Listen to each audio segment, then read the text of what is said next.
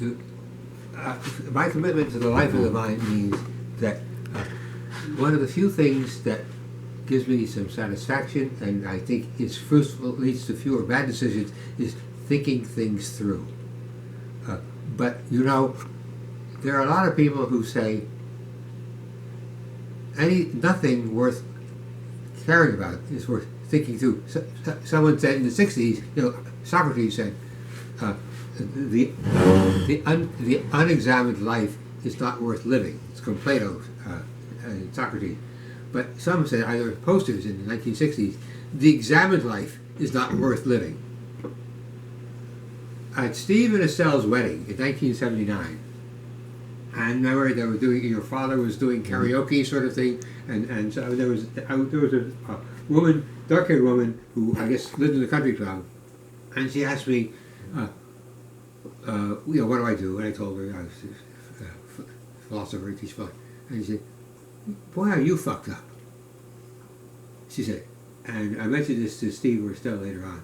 And apparently what she meant, she thought it was a psychologist, and all psychologists were crazy. But anyway, but this is you're interested in thinking and thought. What could be worse for anybody to do than that? Well, we're not all alike.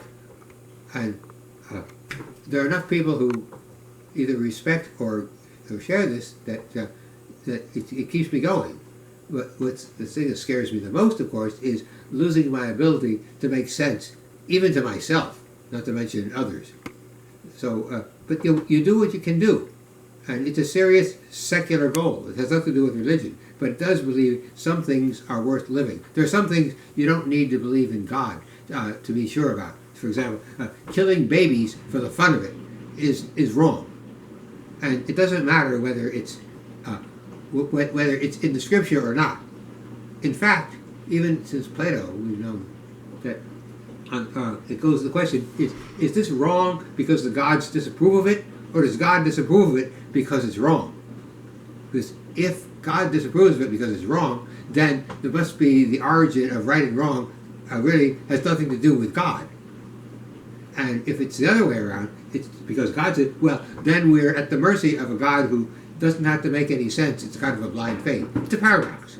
I love paradoxes because they stimulate thinking. As long as people in good faith, in privacy, in confidence with each other, are willing to talk about it and start where they agree and then see where they don't agree. But it's no fun, of course, if every time you want to talk about this, people say, why don't you just shut up? You're boring. And I bore a lot of people. And they're obviously not my favorite people, as this is that. That's about it. Done? That's a sample. Okay. Uh, Whoa!